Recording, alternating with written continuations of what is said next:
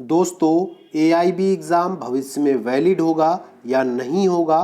BCI अर्थात bar council of India आगे AIB exam करा पाएगी या नहीं, इससे संबंधित एक महत्वपूर्ण फैसला आज शुक्रवार को सुप्रीम कोर्ट द्वारा आया है।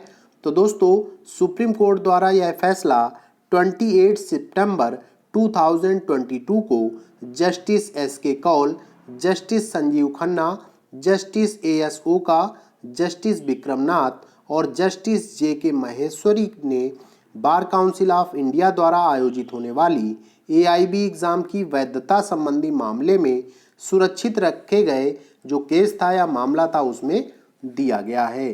तो दोस्तों, अप्रैल 2010 में बार काउंसिल ऑफ इंडिया ने भारत में कानूनी पेशे का स्तर बढ़ाने के लिए अखिल भारतीय बार परीक्षा, जिसे कि आप एआईबी के नाम से जानते हैं, की शुरुआत की थी।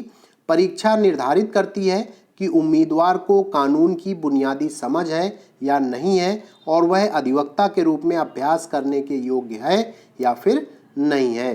तो दोस्तों, बार काउंसिल ऑफ इंडिया एक वकील के रूप में अपनी योग्यता का संकेत देते हुए परीक्षा उत्तीर्ण करने वाले उम्मीदवारों को प्रैक्टिस का प्रमाण पत्र जारी करता है। अप्रैल 2010 में बीसीआई द्वारा अखिल भारतीय बार काउंसिल नियम 2010 पेश किए गए थे, जिसमें कानून का प्रैक्टिस करने के लिए एआईबी पास करना और प्रैक्टिस सर्टिफिकेट प्राप्त करना अनिवार्य कर दिया गया था।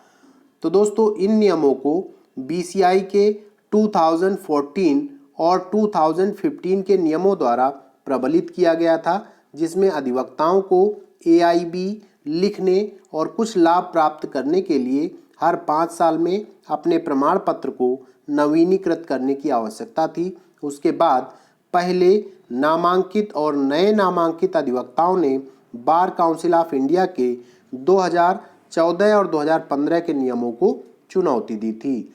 तो दोस्तों, इस जो महत्वपूर्ण फैसले की हम बात कर रहे हैं, तो इस महत्वपूर्ण फैसले में सुप्रीम कोर्ट ने शुक्रवार को फैसला सुनाया कि बार काउंसिल ऑफ इंडिया के पास अधिवक्ता अधिनियम 1961 के तहत अधिवक्ताओं को भारत में प्रैक्टिस करने के लिए अखिल भारतीय बार परीक्षा एआईबी निर्धारित करने की शक्ति है।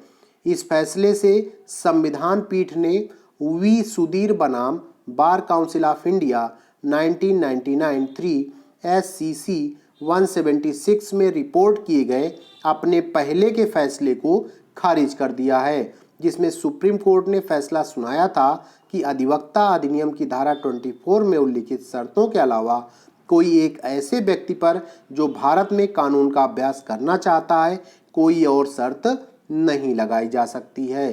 तो इस प्रकार से शॉर्ट में कहें दोस्तों, तो एआईबी एग्ज़ाम अब लगातार होगा और बीसीआई को एआईबी एग्ज़ाम कराने का अधिकार है, जो आपका एडवोकेट एक्ट 1961 है उसके तहत।